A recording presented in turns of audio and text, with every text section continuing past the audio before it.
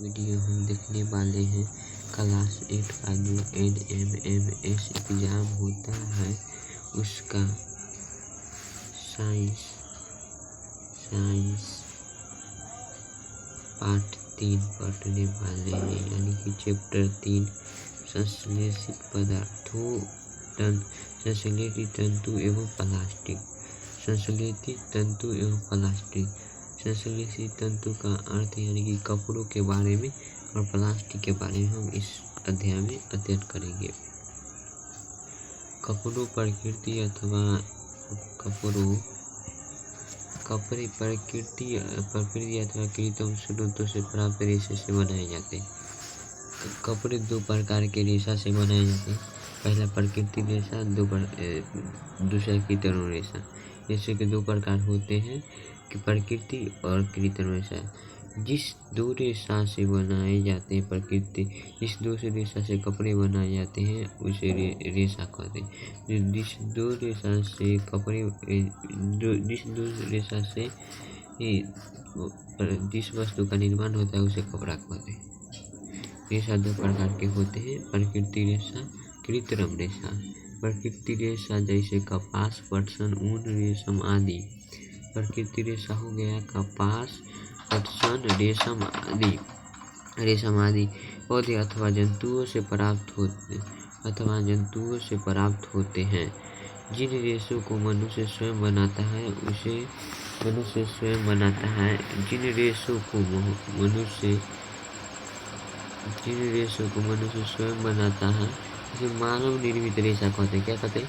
मानव निर्मित। जिन रेशों को मनुष्य स्वयं बनाता है उसे मानव निर्मित रेशा कहते हैं। जिन रेशों को मनुष्य स्वयं बनाता है क्या कहते हैं? मानव निर्मित वस्तु कहते हैं। जिन रेशों को मानव स्वयं बनाता है मानव निर्मित जिन रेशों को मानव स्वयं बनाते हैं क्या कहलाते हैं? मानव निर्मित रेशा कहलाते हैं। यानी मानव द्वारा बनाई जाने वाली रेशा क्या कहलाते हैं? मानव कृत्रिम या मानव निर्मित रेशा कहलाती है। कृत्रिम या मानव निर्मित रेशा का जैसे नलियन, पॉलिएस्टर, टेरिकोट आदि। रासायनिक पदार्थों को अनेक छोटे एकल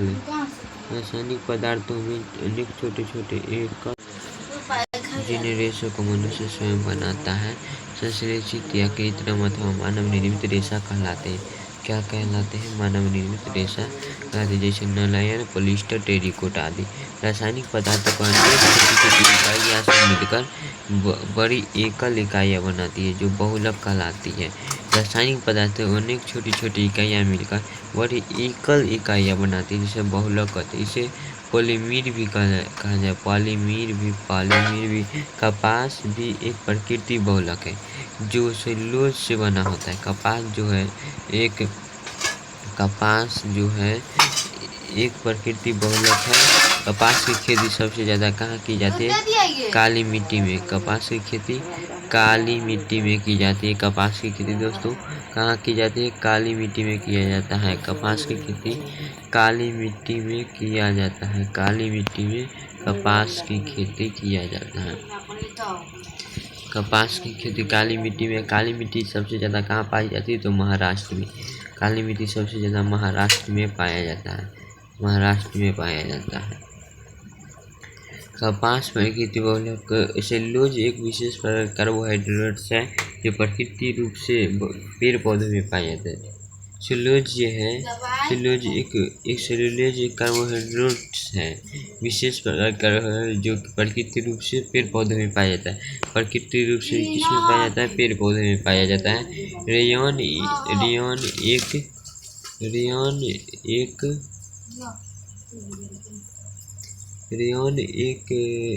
एक प्रकार का कृत्रिम रेशा है। रेयॉन जो एक प्रकार कृत्रिम यानी कि मानव निर्मित रेशा। कृत्रिम को क्या कहते हैं? मानव निर्मित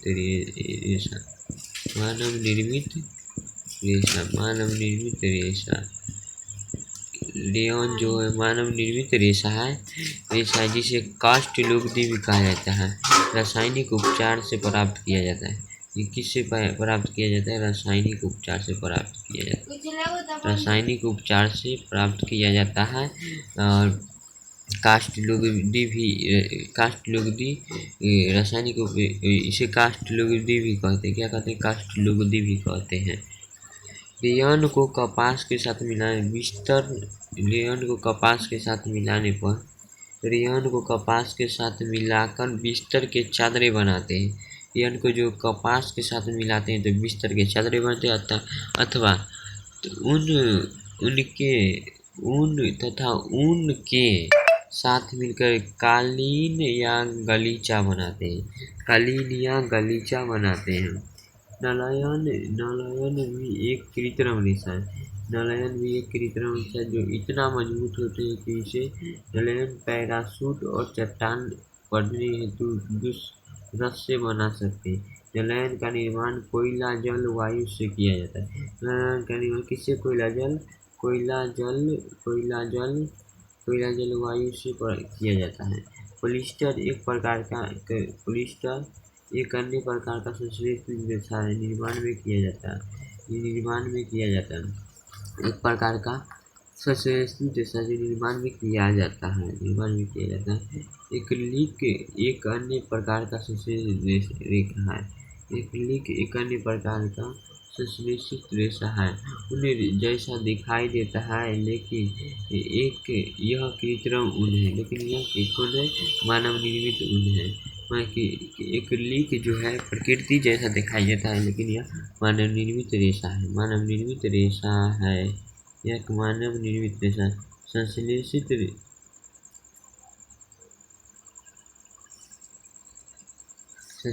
रेशों को गुणधर्म में ये शीघ्र सूखते हैं कि अधिक चलाऊ होते हैं, कम महंगे होते हैं, आसानी से उपलब्ध और रख रखाव की सुविधाजनक होती है। रख रखाव में जो होता है प्रकृति संश्लेषित यानी कि प्रकृति रेशा संश्लेषित यानी कि प्राकृतिक रेशा यानी यह शीघ्र सूखते हैं या पानी में भीग जाता है तो आधा घंटा या 1 घंटा में सूख जाता है। यह बहुत तेज से सूख जाता है। अधिक चलाऊ होता है लेकिन अधिक चलाऊ भी होता है। अधिक कम महंगे होते हैं, कम पैसा में भी हो जाता है, आसानी से उपलब्ध रख रखाव की सुविधाजनक होते हैं। संश्लेषित रेशों की तरह प्लास्टिक भी बहुलक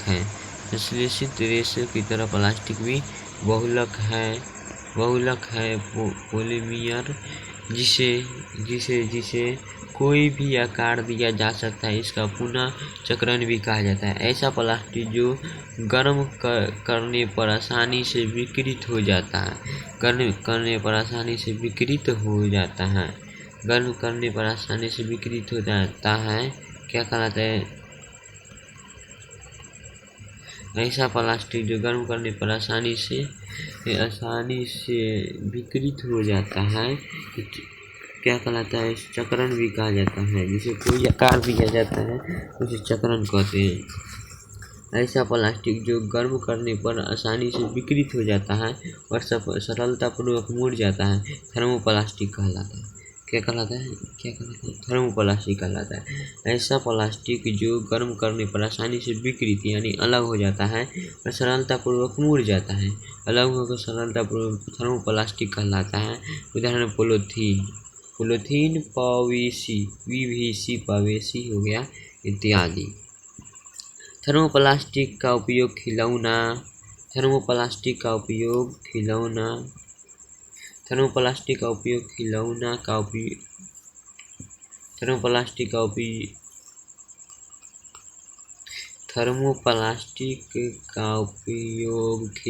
कंघिया विभिन्न प्रकार के पत्रों बड़े बड़े पैमानों पर निर्माण हेतु किया जाता है। थर्मोप्लास्टिक का उपयोग कहाँ किया जाता है ये जान लीजिए। खिलौना, कंघिया या विभिन्न प्रकार के पत्रों के पैमाने पर जिन प्लास्टिकों को ऊष्मा देकर गर्म नहीं किया जा सकता है उसे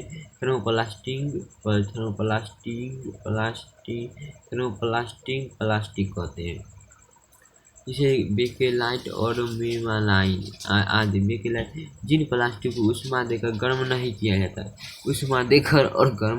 जाता थर्मोसेटिंग प्लास्टिक होते हैं। थर्मोसेटिंग प्लास्टिक बेकेलाइट मेलामाइन, इसको गर्म करेंगे तो इसको उसमें गर्म करने पर नरम नहीं किया जा सकता है। इसको गर्म करने पर नरम नहीं किया जाता, नरम नहीं कि मुलायम नहीं किया जाता। बेकेलाइट ऊष्मा एवं विद्युत का कुचालक होता है। ऊष्मा एवं विद्युत का कुचालक होता है तो ऊष्मा एवं विद्युत का कुचालक होता है तो इसे नरम नहीं किया जा सकता। इसी कारण कि इसे नरम नहीं किया जाता है। इसका उपयोग कुकर के हत्थों तथा बिजली के स्विच आदि बनाने में किया जाता है। कुकर के हत्थों तथा बिजली के स्विच में मेलामाइन का एक बहुउपयोग पदार्थ है जो आग प्रतिरोध है तथा अन्य प्लास्टिक के अपेक्षा ऊष्मा के सहन अधिक क्षमता होती है। ऊष्मा के सहन क्षमता अधिक होती है। इसका उपयोग फर्श की टाइल्स, रसोई बर्तन, आग रोधी कपड़े बनाने में किया जाता है। आग के बुझाने वाले कर्मचारियों के परिधानों पर मेलामाइन का परत चढ़ी होती है जो अग्निरोधक बनाती है।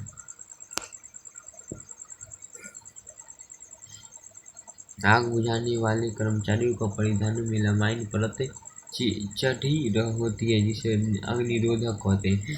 अच्छा, अग्निरोधक सिलेंडर में क्या भरा जाता है? तो कार्बन डाइऑक्साइड जो सिलेंडर में क्या भरा जाता है?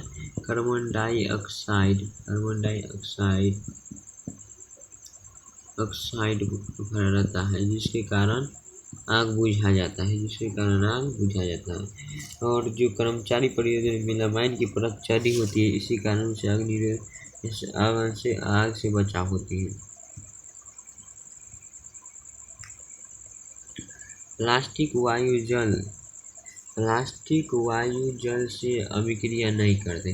प्लास्टिक है जो वायु और जल से अभिक्रिया नहीं करता है। हाँ, प्लास्टिक जो है जो वायु और जल से अभिक्रिया नहीं करता है। वायु और जल से प्लास्टिक ऊष्मा एवं विद्युत का कुचालक होता है। प्लास्टिक ऊष्मा एवं विद्युत का कुचालक होता है। इसे बिजली के तार प्लास्टिक से ढके होते हैं। बिजली के तार प्लास्टिक से क्यों ढके होते, समझ गए? बिजली के तार क्यों प्लास्टिक से ढके होते हैं? प्लास्टिक ऊष्मा तथा विद्युत का कुचालक होता है। ऊष्मा एवं विद्युत का कुचालक होता है, उसे क्या कहते हैं? थर्मोप्लास्टिक प्लास्टिक ऊष्मा एवं विद्युत का कुचालक होता है, इसलिए बिजली का तार का प्लास्टिक से ढके रहते हैं।